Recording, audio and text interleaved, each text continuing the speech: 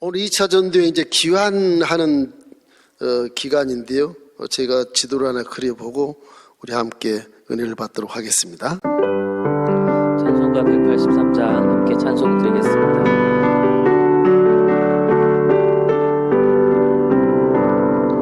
빈들의 마른 풀같이 시들은 나의 영혼, 주님이 약속한 성령 간절히 기다리네. 아브라함의 마른 땅에 단비를 내리시는 성령의 단비를 부어 새 생명 주옵소서. 이 사도 바울에 대한 이 서원은 어떤 서원이냐 그러면 3차 전도용 다음에 이제 공부한 3차 전도 끝나고 이제 가리사에 왔을 때, 에스람 본교회에 보고하러 여기까지 왔을 때, 이 빌립 집사, 초대교회 빌립 집사가 여기 살았었어요. 그 딸이 넷이에요. 빌립 집사 딸이 다 예언가래, 예언가. 근데 그 집에 예언가 집이고 신앙이 특출하기 때문에 아가보라고 하는 그 선지자가 그 집에 유하게 돼요. 그때 사도 바울이 3차 전도에 끝나고 가이사랴에 들어가요. 들어갔는데 이 아가보라고 하는 선지자가 환상을 봐요. 예언을 해요. 바울 선생, 혁띠로 내가 빼가지고 이렇게 꽁꽁 묶는 모습을 하면서 예루살렘 가면 바울 선생은 거기서 이제 끝이 나오고 예루살렘 가지 마시오. 저 빌립의 네 딸도 다 그렇게 예언하오. 이거 하나님의 뜻이니까 가지 마시오. 그렇게 얘기해요. 그런데 사도 바울은 3차 전도행 끝나고 나서도 나이가 60이 지금 넘었는데 끝나고 나서도 아니야. 나는 저 로마에 가이사를 만나러 가야 돼. 난 로마 시민권자야. 그때까지는 절대 난 죽을 수 없어. 그래서 여기서 바울은 사실은 3차 전도여행 한 1, 2세 때 끝날 수 있는 그런 사명자인데 이 말 한마디를 하나님 받아버리신 거예요. 그래, 네가 로마까지 가야 돼? 근데 살려주지. 그런 거예요. 그래서 바울 일생을 가만히 이렇게 연구해 보면 바울은 한 10여 년 좀 빨리 천국에 갈 사람인데 15년 늦게 10년 정도 늦게 가는 것은 서원이 고백을 했기 때문에 그런 것 같아요. 서원이란 게 그런 것이 하나님 받아버리면 절대로 죽지 않습니다. 그때까지는. 이래서 서원에 대한 것을 우리 성경에 많이 볼 수 있는데 여러분 사생자로 태어난 그 기생아들 입다, 사사기 시대에 입다가 해서 그 형제들이 기생아들이니까 이복 형제들이 많잖아요. 상속권 문제로 이게 쫓겨나요. 입다가 어린애라 쫓겨나요. 형들한테 다 쫓겨나요. 한 푼도 못 받고 나가 조폭을 해요. 얘가 조폭을 해요. 깡패가 되는 거예요. 막 깡패짓을 하는데 그 당시에 블레셋하고 암몬 족속들이 막 이스라엘 쳐들어오는 거예요. 이스라엘은 뭐 선지자도 없고 이건 뭐 대통령도 없고 없는 거예요. 왕도 없고 사사시대니까. 그래서 하나님이 그 입다를 씁니다. 입다를 잠깐 써요. 깡패지만 잠깐 써요. 그 장로들이 입다한테 가서 우리 사사가 돼달라. 하나님 뜻이다. 잠깐 사사가 돼요. 이 조폭이라는 의리가 참 강하잖아요. 자, 그러면 내가 전쟁할 텐데 하나님 서원을 해요. 이 사람이 조폭이 서원을 합니다. 하나님 나 잘 알죠? 나 조폭이에요. 우리가 있어요. 하나님과 함께 전쟁에 승리하면 내가 승리하고 다 내 집 앞에 왔을 때 내 문 앞에 맨 먼저 나온 사람이 누구든 간에 내가 번제로 드리겠소. 이 조폭이니까 사람 생명을 무시하는 건지 모르겠지만 하여튼 기가 막힌 서원을 해요. 그 하나님 받아버렸어. 그래, 내가 너와 함께해서 이스라엘 명맥을 유지하게 하겠다. 그 전쟁 승리를 해요. 개선 장군이 돼서 조폭이 사사가 되고 막 말 타고 집 앞에 딱 왔더니 맨 처음에 나온 애가 딸 하나밖에 없는 자기 딸이 나오는 거예요. 딸이. 그래서 입다가 죽을 지경이죠. 내가 괜히 그런 소원을 해가지고 이 웬일이냐, 이거 내 딸을 번제로 드려야 되니 이 아빠의 심정이 말씀이 아니지 않겠습니까? 그래서 입다 사사라고 하는 사람은 장점은 변함없는 고백, 믿음을 지킨 고백이 장점이 되겠지만 이 뭐 천륜으로 따지면 그래 하나님께 네가 소원했다 그래서 그래 드릴 사람이 뭐 어디 있냐, 자식을 잡아서 네가 죽지, 다 그럴 거 아니겠어요? 그 한편으로는 입다의 하나님은 너무 잔인하다, 그런 신학자도 있고.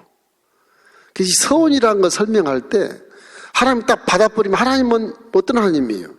하신 말씀을 그대로 실행하기 때문에 내 귀에 틀린 대로 그냥 실행해버려요.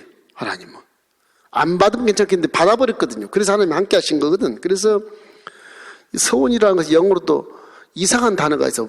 바우, 그래요. 바우, V-O-W, 바우, 그렇게 얘기하는데 이 서원이 그렇게 사람 마음을 아주 심금을 울리게 하는 거예요. 서원이. 혹시 여러분이 젊은 시절에 예수를 믿고 소원했던 것이 있거든, 다시 한번 생각해 봐요. 하나님 받으셨으면 해야 되는 것이고, 안 받으셨으면 그냥 무시해도 돼요. 사람은 일구애는 하지 않게 피조물을 지어놨는데 하나님께 죄를 지은 이후에 결국 하나님과 이렇게 단절이 돼서 마귀의 종이 되다 보니까 거짓말을 수없이 하거든. 이단처럼 계속 거짓말로 사네. 거짓말을. 거짓말 종로로 되는 것입니다. 그래서 요즘에 은혜 시대라고 그래서 함부로 막 서원을 하고 그런 경향이 있는데 이 조건부적인 서원은 별로 안 좋습니다. 이 서원을 하게 한 원 목적은 하나님이 어떤 목적이냐? 그 원 목적은 내 사명을 깨닫게 하기 위해서 서원하는 게 사실은 서원이라는 게요. 내가 서원한 것은 조건부예요. 대부분 조건부예요. 조건부. 지금 입다도 조건부 서원하잖아요. 조건부 서원. 근데 이건 안 맞아요. 서원이라는 건 하나님의 뜻을 하는 사명을 깨닫게 하기 위해서 서원하는 거예요. 사명을. 다른 길로 가니까 하나님을 서원하게 할 정도로 환경을 앞뒤상아 다 막아버리고 이제 순종하겠습니다. 이제 서원하고 이런 거 공을 받으시는 거예요. 그러니까 내가 환경이 어렵다고 이거를 조건부로 서원하다 보면 나중에 하나님 받으시면 그거 뭐 서원 다 지켜야 돼요. 내가 어려워도 병들어도 천국으로 안 부르세요. 다 하고 와요.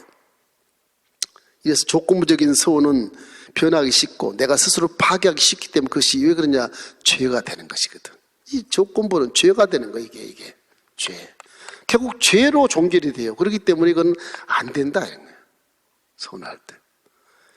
자, 마태복음 5장 33절로 34절 말씀 읽고 우리 한번 서원에 대한 걸 논해 보도록 하겠습니다. 마태복음 5장. 자, 또 옛사람에게 말한 바 헛 맹세를 하지 말고 내 맹세한 것을 주께 지키라 하였다는 것을 너희가 들었으나 나는 너희에게 이르노니 도무지 맹세하지 말지니 하늘로도 하지 말라. 이는 하나님의 보호자임이요. 맹세했다가 하나님의 보호자에게 맹세했다가 맹세를 못 지키면 그냥 큰일 나는 거예요. 특히 이 맹세라는 거 하지 말라고 그래요. 하지 말라고 나왔어요. 그래서 내 맹세하고 당신은 어떻게 하는데 그것도 언젠가는 환경이 변화가 되고 변질이 된다. 그렇기 때문에 하지 말라는 것입니다. 자, 하나님 편에 서서 서운한 허락을 못 줬는데 내가 사명을 깨닫게 한다고 말했어요. 그래서 이제 바울이 머리를 빡빡 깎은 것인데 첫째는 하나님 뜻대로 서원을 해야 돼. 하나님 뜻대로. 여기에 보면 이제 성경에 뭐 중학생이 예를 들어서 중학생이 결혼을 한다. 중학생이 결혼하겠습니까, 이거? 이게 서원을 해요. 이거 서원을 해요. 만약에 서원을 했다고 치자. 그럼 이게 어떻게 해야 되냐? 중학생이 결혼하면 부모가 가만히 있겠어요? 어린이가 결혼하면 안 되잖아요. 그래서 민수기 30장 3절 5절 말씀이 있어요. 한번 읽어보십시다. 또 여자가 만일 어려서 그 아버지 집에 있을 때 야훼께 서원한 일이나 스스로 결심하려고 한 일이 있다고 하자. 그 아버지가 그의 소원이나 그가 결심한 서약을 듣고도 그에게 아무 말이 없으면 그 모든 소원을 행할 것이요 그가 결심한 서약을 지킬 것이니라. 그러나 그의 아버지가 그것을 듣는 날에 허락하지 아니하면 그의 서원과 결심한 서약을 이루지 못할 것이니 그의 아버지가 허락치 아니하였은즉 야훼께서 사실이라. 어린아이가 이렇게 소원을 해서 자기 나름대로 아빠만 생각하지 않고 어릴 때 그냥 난 저 학생하고 결혼할 거야. 결혼한다는 거야. 되겠어 이게? 그러니까 그 권위를 하나님 부모에게 주는 거예요. 아버지가 하지 마라 그러면 그 소원이 무효화가 돼요. 죄가 없어요. 아버지가 해라 그래도 죄가 없고 아버지 권위를 두는 거예요. 그러니까 인간 사회에 대한 제도와 윤리와 도덕에 따라서 아버지가 딱 판단하는 것을 권세를 주는 겁니다. 그러니까 어린아이의 소원은 부모가 책임을 지고 소원을 막든지 하게 하든지 그건 부모가 책임지는 거예요. 보통 우리 이제 선교사가 있어요, 선교사. 제 제자들이 많은데 처녀로 이제 신학기로 왔어요. 선교사 사명을 받은 거예요. 선교사, 여성교사. 여성교 사명을 받았어. 그래서 신학교에서 결혼을 했어. 그 남편하고 문제가 되는 거예요. 왜 필리핀을 왜 가는데? 이게 안 돼. 부부싸움 생기게 됐어요. 그죠? 여성교사는 결혼하기 전에 벌써 하나님께 서운하고 나는 필리핀 선교사로 가야만 합니다. 소원을 받고 이제 신학으로 와서 공부를 다 하고 이제 필리핀 가야 되겠는데 결혼을 했어.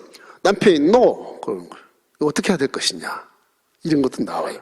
거기에 민수기 30장 6절로 8절에 그런 말이 있어요. 자, 한번 읽어보십시다.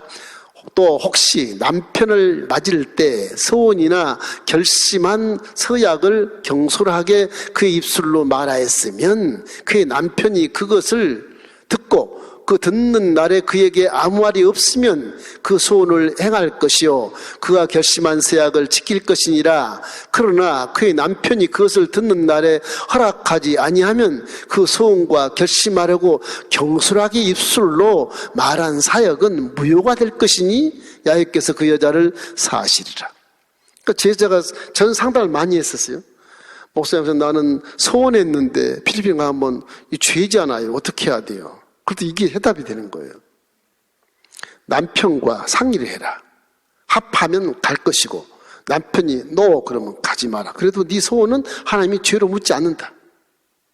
그 결론이 그런 거예요. 그러니까 이 어른이라고 하는 부모의 권위라고 하는 것이 하나님 다한강 권위이기 때문에 아이들이 서원했을 때 부모가 잘 보고 신앙과 하나님의 역사와 함께 이 사회 천륜에 이른 도덕과 윤리를 감안해서 부모가 판단하는 겁니다. 남편이 판단하고. 그래서 자유함을 얻는 제자들이 멘트했었어요. 남편 말을 들으라. 한 아이는 남편이 가자고 또 가는 거예요. 그건 아주 금상첨화겠죠. 그 서운한 것이 이루어진 것이니까. 그래서 여자가 만약에 이렇게 선교사로 간다고 서운을 받았을 때 어떻게 해야 될 것이냐. 차라리 결혼하지 말지. 결혼했을 때는 남편 말을 들어야 된다. 그게 성경에 나와 있어요. 그래서 과부나 이혼 당하는 자는 어떻게 해야 되냐. 과부나 이혼당, 과부. 이 참 중요해요. 사람은 혼자 살지 못하게 돼 있거든요. 과부나 이혼녀. 이거 어떻게 해야 될 것이냐. 그 성경이 나와요. 민수기 30장 9절에 나옵니다. 자, 한번 읽어보십시다.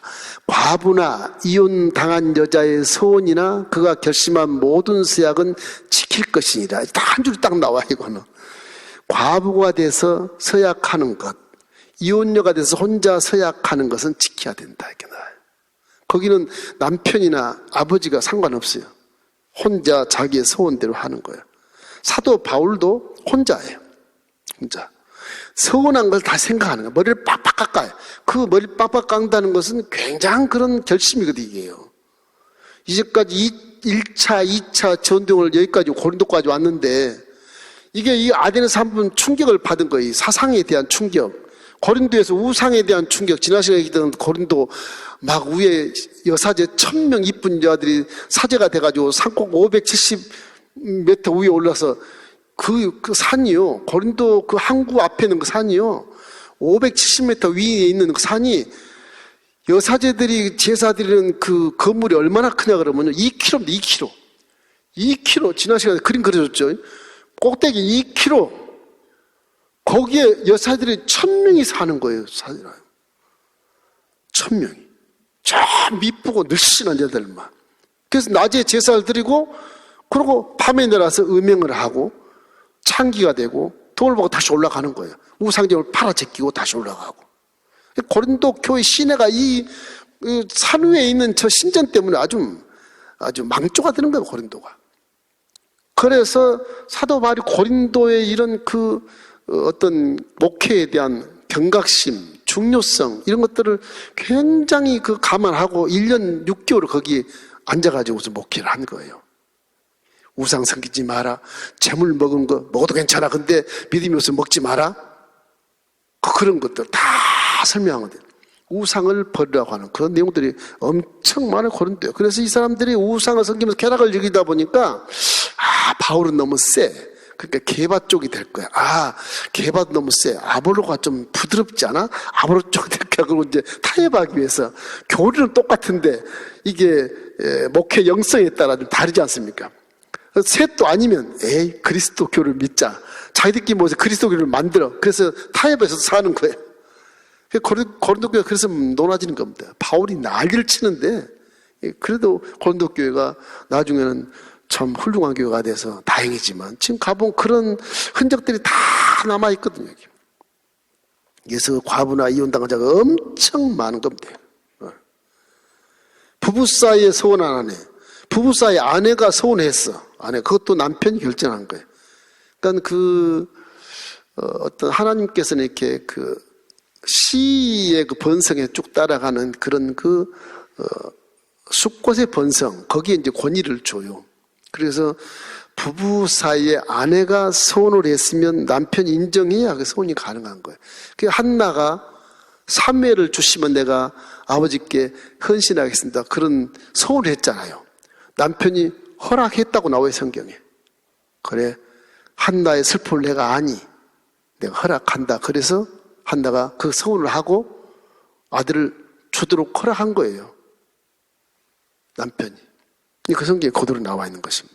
이기 때문에 하나님의 이런 결정권 이 자체가 세상에서는 하나님 다음가는 권위, 부모의 결정권, 남편의 결정권, 이것이 굉장히 중요하다. 이걸 여러분이 알게 되시면 세상에서도 우리가 도덕과 윤리를 지킬 수 있게 되고 복음에 먹물을 칠하지 않고 연관을 가리지 않고 그대로 복음대로 실행해 나갈 수 있는 그런 질서가 잡히게 된다. 그런 것들을 말씀하신 것입니다.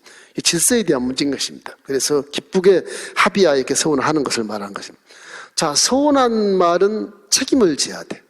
책임을. 그래서 사람이 받아버리면 반드시 해야 되니까. 민수기 23장 19절 말씀. 우리 하나님은 이런 성품을 갖고 계시거든요. 하나님은 사람이 아니시니 거짓말하지 않으시고 인생이 아니시니 후회가 없으시도다. 그리고 하신 말을 그대로 행한다는 겁니다. 하나님 위에서 나오는 한마디 뱉는 말이 그대로 행해져 버려요. 그것이 서원의 기준이에요. 서원의 기준. 서원에서는 반드시 책임을 져야 돼. 그래서 에베소 교회에 말씀한 무슨 말이냐. 에베소 6장 24절 말씀에 변치 않고 하나님을 사랑한 자에게 은혜가 있을 것이다. 변함없는 것을 굉장히 강조해요. 에베소. 우리 하나님은 변하지 않기 때문에, 진리이기 때문에 그래요. 이래서 하나님은 약속을 지키는 자를, 지키지 않는 자를 싫어하시고 약속인 자에 상을 주신다는 것입니다. 신명기 23장 21절. 이것이 서원의 이제 마지막 결론자. 내 하나님 야훼께 서원하거든 갚기를 더디하지 말라. 내 하나님 야훼께서 반드시 그것을 내게 요구하시리니 더디면 그것이 내가 죄가 될 것이라 그렇게 말하고. 앞에 말했던 그런 권위에 대한 순복에 대한 건 죄가 아닌데 그 외의 것은 죄를 반드시 묻는다는 겁니다. 서원이라는 건 그렇게 어려워. 우리 앞으로도 우리가 살기 어렵다 하지만 너무 살기 어렵다고 조건부적으로 이렇게 서원하는 것은 금물입니다. 예수님도 맹세하지 말라 그랬으니까 서원은 안 하는 것이 좋아요. 조건부적인 기도 정도야 괜찮지만 서원까지 할 이유는 없다. 그런 사람은 변질되기 때문에 그렇다. 마음속으로 명심하시고 혹시라도 자녀들이 서운하고 그런 것들에 대해서 잘 가르치시기 바랍니다. 자, 두 번째는 에베소입니다.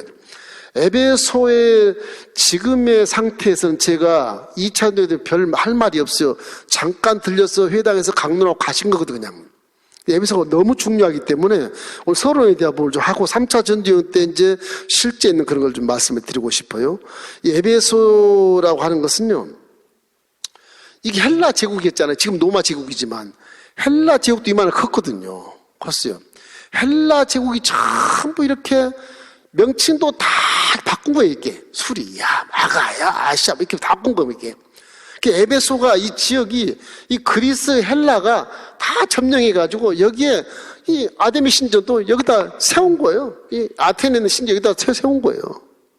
이 풍요 여신의 성격, 이 우상 숭배가 강한 것이 고린도처럼 강해. 바울이 이걸 다 보고 떠나거든요. 다 보고 떠나요.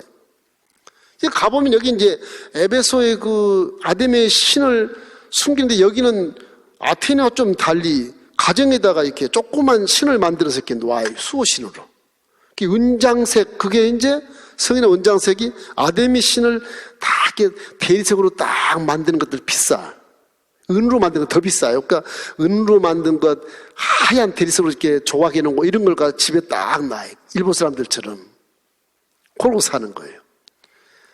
그래서 바울이가 난리를 치잖아요. 우상숭배하지 마라. 그래가지고 은장색 데메드리오 그 공장하는 그 사람이 막 소동을 일으키잖아. 소동을. 그래서 바울이 에베소에서 3차 전도여행 왔을 때 그걸 해요.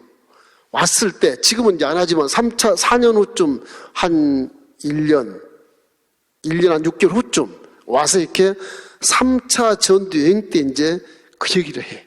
그래가지고 막 소동이 난리가 나요. 그래, 왜냐하면 우상숭배 말라 그러니까 이 은장색 공장이 장사가 안 되는 거예요. 안 팔리는 거예요. 그러니까 바울 죽여라 막 하는 거죠. 이게. 소동이 일어나는 겁니다. 그래서 문제가 생기는 거예요.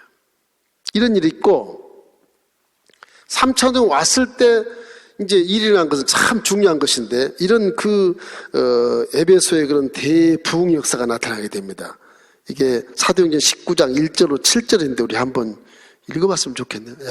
아볼로가 고린도에 있을 때 바울이 이 지방으로 다녀 에베소에 와서 어떤 지하들을 만나 이르되 너희가 믿을 때 성령을 받았느냐? 이르되 아니라 우리는 성령의 계심도 듣지 못하였노라.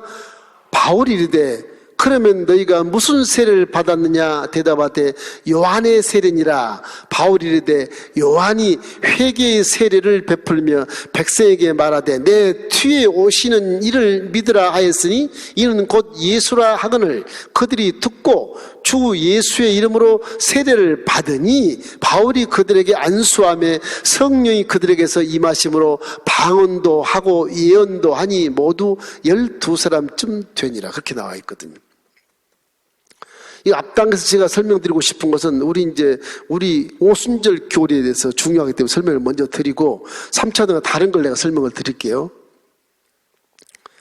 이 3차 전도여행 때 에베소를 이렇게 브루스길라와 아굴라가 같이 왔다 그랬지 않습니까? 제가 지금 에베소에서 브루스길라와 아굴라 함께 지금 있는 거예요. 3차는 올 때까지 있어요. 이 에베소에 왔더니 브루스길라와 아굴라는 남편이고 브루스길라가 아내예요. 그 성경에는 항상 아내가 먼저 나와. 여인의 신앙이 굉장히 중요한 거예요. 남편보다는 여인 신앙이 더 좋거든요. 항상 브루스길라가 앞에 나와요. 행동도 앞으로 가고 전도도 앞으로 하고 아굴라는 뒤에 따라오는 정도. 남편이 다 그렇죠. 한국도 비슷할 거예요.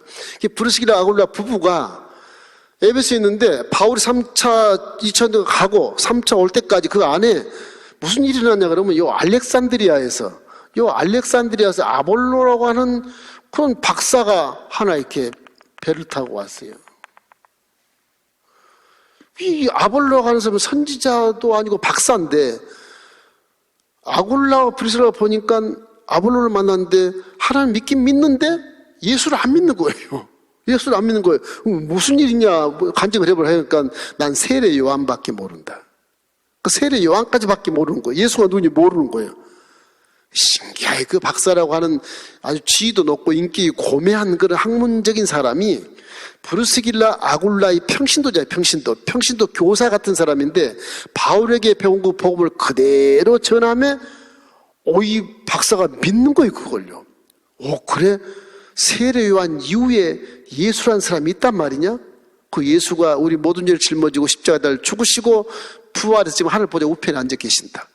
그래서 이제는 세례 요한의 침례보다는 예수님의 침례를 받아야 된다. 그래서 이 아볼로라는 사람이 정신이 바짝 드는 거예요. 구약에 능통한 아볼로가 구약 성경에 착착착 틀에 맞춰보니까 맞거든 이게. 바울이 얼마나 잘 가르쳤는지 프리스길라 아굴라가 그를 설명해서 아볼로 박사가 듣고 믿어요. 믿었을 때 아굴라 프리스길라 누굽니까? 건축사업 한 사람이잖아요. 응? 그저 돈이 있지요. 그 돈을 가지고 아볼라 선생에게 당신이 우리 바울 선생님이 목회한 고린도에 가면 당신이 구약에 능통하니까 기가 막히겠어. 아가야로 가십시오. 파송을 해요. 평신도가 돈을 주어서 아볼로라는 사람을 아가야 지방을 파송을 해. 이 고린도 교회인 아가야 지방. 성경은 아가야라고 돼 있어요. 아가야. 이 지방에 파송을 해. 그 다음에 이제 3차 전도행을 바울이 일이 옵니다. 그 다음에. 그게 하는 말이 아볼로가 거기 에베소에 있을 때 그렇게 시작을 하는 거예요. 이 아볼로가 고린도에 있을 때.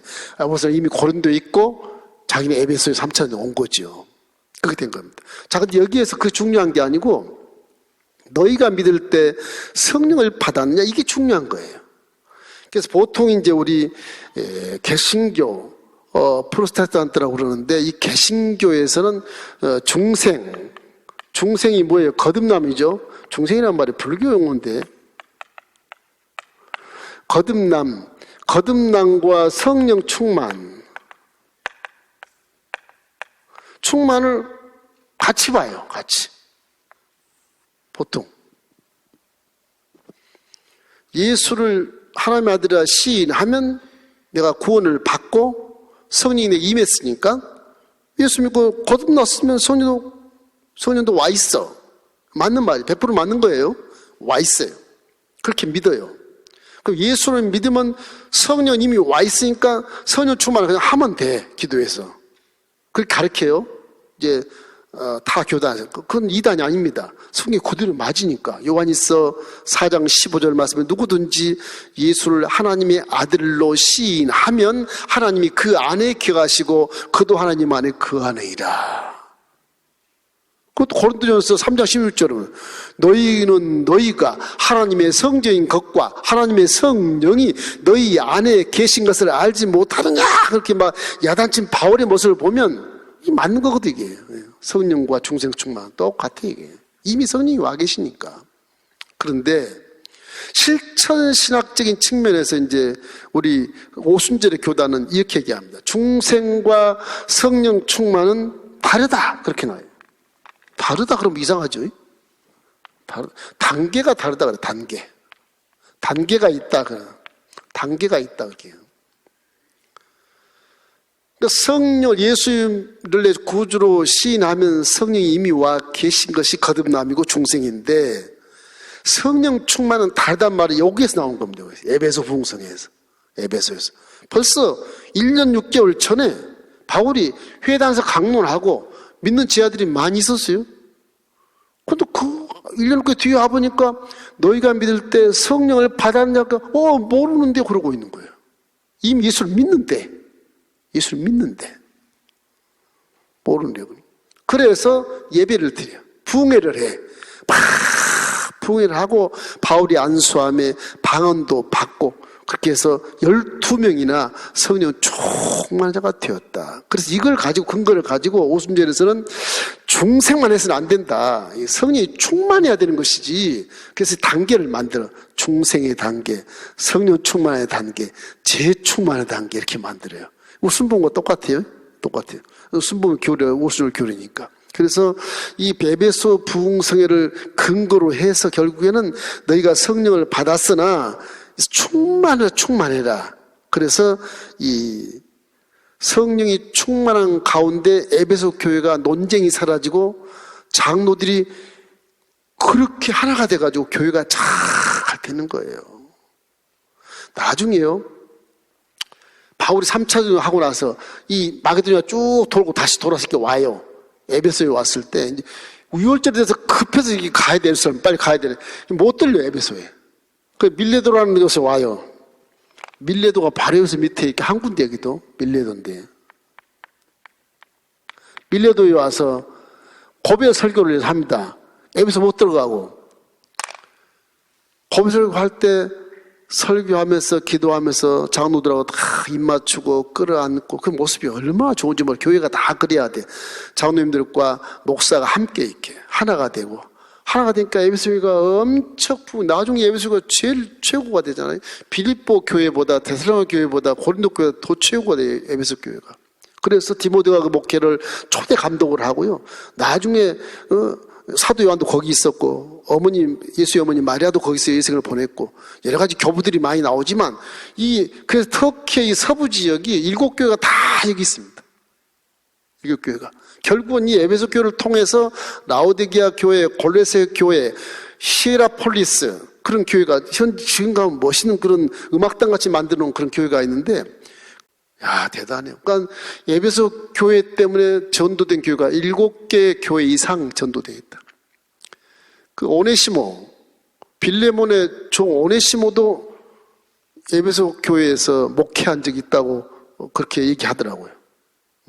가이드가 얘기하는 거 들어보니까 그건 성경에 안 나와 있지만 그럴 가능성이 커요. 그래서 바울의 이런 성령론에 대한 것을 우리가 이제 에베소 교회에서 3차 전도행 와서 얘기한 것이 우리에게 이제 부딪히는 것입니다. 거듭남, 성령 충만, 그 다음 재충만. 그러니까 성령으로 충만한 교회가 에베소 교회다 보니까 에베소가 우상이 많고 이런 어마어마한 그런, 어떤 세상 문물이 많고 상업도시이기 때문에 엄청난 죄가 들어온 곳인데 에베소 교회가 부흥된 것은 성령 충만이라. 성령 충만. 우리 순복 엘린교회도 성령 충만하게 주의 이름으로 축원합니다. 그래서 지금 분명히 우리나라도 지금 자꾸 이런 사회가 이렇게 코로나19 바이러스로 우리의 불안감을 주고 두려움을 조성하는데 하나님 뭔가 이걸 통해서 큰 감동을 주실 것 같아요. 열심히 기도하십시다. 할렐루야. 가정에서 시간 예배드린 여러분 성령으로 충만하기를 주의 이름으로 축원합니다. 곧 좋은 일이 있을 것입니다. 할렐루야. 이래서 우리 오순절에 대한 그런 성령론의 그런 개념을 이렇게 우리에게 말씀해 주거든요. 이렇게 이제 열심히 이렇게 전도하다 보니까 바울이 막 손수건만 던져도 막 병이 나와버리는 거예요. 3차 전도에 갈 때. 막 병이 나으니까 그림자만 밟아도 병이 나을 정도로 이렇게 바울이 신령한 자가 돼버려요. 유대인 중에 이 한 제사장 가문인데 스기야라고 하는 그 사람의 아들 7아들이 있는데 바울 하는 걸 보고 저도 유대인인데 나도 유대인이고 히브리인이고 나도 히브리인이고 야훼름이고 나도 야훼름 믿는데 희한하다. 그래서 자기도 질병을 쫓겠다고 예수를 막 쫓았더니 그 귀신이 뭐라냐, 야 이 자식아 나는 예수도 알고 바울도 알지만 넌 누구냐 그러고 막 덮어 씌워가지고 그냥 홀딱하게 도망가게 만들어요. 귀신이 이런 걸 보면 귀신이 뭐냐, 내 속에 믿음을 알고 있는 거죠. 알고 있는 거예요. 저도 그런 체험이 한 번 있는데 귀신 앞에서 물론 본인이 믿음 없이 믿음이 없으니까 두려워서 그랬겠지. 에이 그러고 이제 성경을 막 던지고 이러니까 귀신이 같이 믿는 성경에 같이 믿는 거 같이 방언을 막 같이 해, 방언을 같이 그렇게 무시하더라고. 우리 지역장 한 분이 그런 분이 계셨는데 무시해. 그런데 그 지역장님 보고 방언을 다시 받으십시오. 그 방언이 좀 이상해.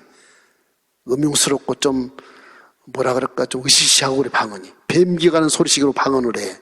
그거 하지 마라고 그랬어요. 그 하나님의 성품은 밝고 맑고 사랑이 넘치고 깨끗하고 아주 아름답고 정직하고 바른 것이기 때문에 방언도요, 하나님과의 방언은 굉장히 아름답습니다. 구슬이 흘러간 것처럼 물소리가 흘러는 그렇게 아름다운 소리가 진짜 방언이에요. 사실은 그 판단하는 것이 좀 문제가 되지만 그러나 우시시하고 막 두려움을 주고 이런 건 좀 문제가 있어요. 그 사람 마음을 두렵게 만들기 때문에 믿음을 공포를 조성하기 때문에 그런 방언을 받은 분이 계시면 다시 받으시는 게 좋아요. 하나님 나에게 두려워하지 않고 불안하지 않는 그런 아주 평안한 그런 방언을 주십시오. 이렇게 해서 다시 받으십시오.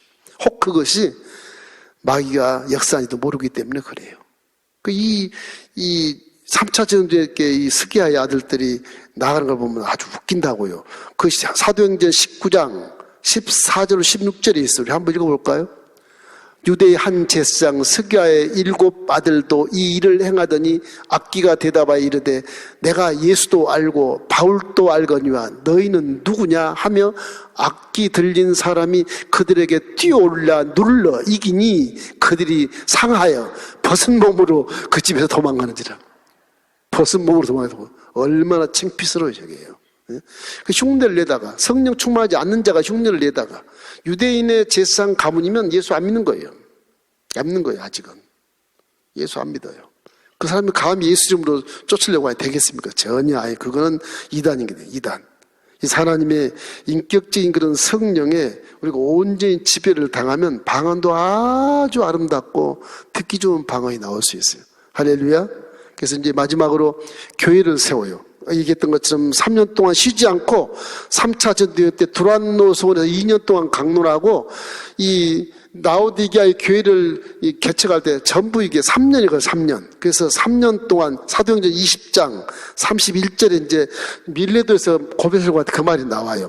그러므로 여러분이 일깨어 내가 3년이나 밤낮 쉬지 않고 눈물로 각 사람을 훈계하던 것을 기억해라. 이 말이 나와요. 그래서 고린도에서 3차 전도 때 3년 동안 머뭅니다. 두란노 소원 같은 나중에 얘기하겠지만 그래서 에베소가 너무 중요하니까 한 시간하고 되질 않아요. 그래서 디모데가 에베소 초대 감독이 되었고 이런 사도 요한도 거기 있었고 예수님 어머니 마리아도 거기 있었고 결국은 동부 쪽에 라오디게아나 골로새나 이런 빌라델피아 이런 교회를 다 세웠다는 것을 우리가 알게 되면 바울의 최고의 선교지는 에베소였어요. 에베소.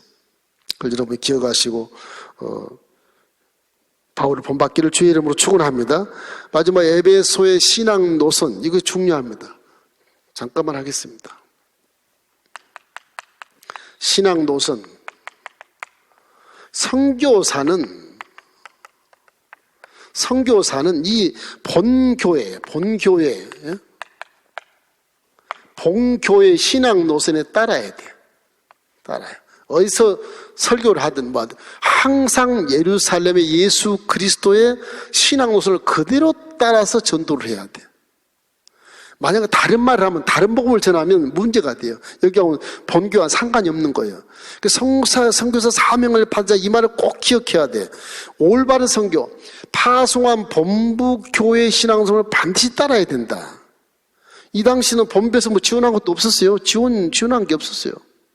그런데도 사도 바울은 본부의 신앙을 그대로 따라서 안디옥 교회 목회도 그대로 했고 그냥 유럽 가도 그대로 했고 고린도 가도 그대로 했고 쭉 기해왔다는 것을 우리가 알 수가 있죠. 둘째는 본교의 신앙들을 따르지만 긴밀한 소통을 해야 된다. 본교에 항상 긴밀한 소통을 해야 된다. 전도 갔다 오면 무조건 예루살렘 가서 안부를 물어요. 여기서 사도들과 함께 자기의 신앙 한 3년 내지 4년에 전도했던 걸 다 거기서 이렇게 토론하면서 확인을 하고 점검을 하고 내 신앙이 잘못된 건 아니냐 확인을 하고. 바울 선생님 구약에 능통하기 때문에 잘못된 건 없겠지만 그러나 부활한 예수의 지식은 여기 베드로나 야고보나 이런 사람 더 잘 알거든. 직접 체험한 사도들이니까. 바울은 사도가 아니에요. 자칭 사도라 그렇지만 사도들이니까 동고동락했던 그 사람들이 예수에 대한 성품을 더 잘 알기 때문에 바울은 항상 본교에 가서 3년 내지 4년 만에 딱 가서 자기의 신앙생활을 점검을 하고 내가 전도했던 건 잘못된 건 없는가 확인하고 이렇게 해서 본교에 항상 연결고를 가지고 신학을 함께 하는 그런 기가 막힌 선교사의 본을 보이는 것입니다. 긴밀한 소통. 요즘에는 뭐 선교사들 간혹 그런 분들이 계셔. 그냥 우리 교회에서 그 선교사 파송하면 딱 잘라버리고 그냥 다른 데 가버리거든요. 혼자 하든가 이런 분도 계세요. 그건 전혀 안 된다.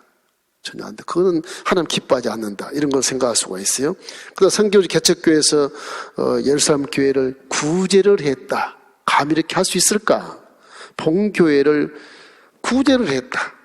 사도 바울은 뭐 빌립보나 데살로니가나 고린도나 할 것 없이 전부 구제금 받아가지고 예루살렘에 주는 예가 2-3번. 어느 선교사가 현지에서 돈을 구제금 받아 본교에 주는 선교사가 있을까? 걱정스러워요. 그리고 요즘에는. 그런 것은 선교사는 이렇게 해야 된다 하는 거죠. 그리고 사명 다할 때까지 현지에 뼈를 묻어야 된다. 다시로 생각하지 마라. 떨어보지 않는다. 그래서 사도 바울도 자기가 1차, 2차, 3차 로마까지 선교하는 중에 자기 고향을 한 번도 안 갑니다. 다소회로. 한 번 딱 떠났어요.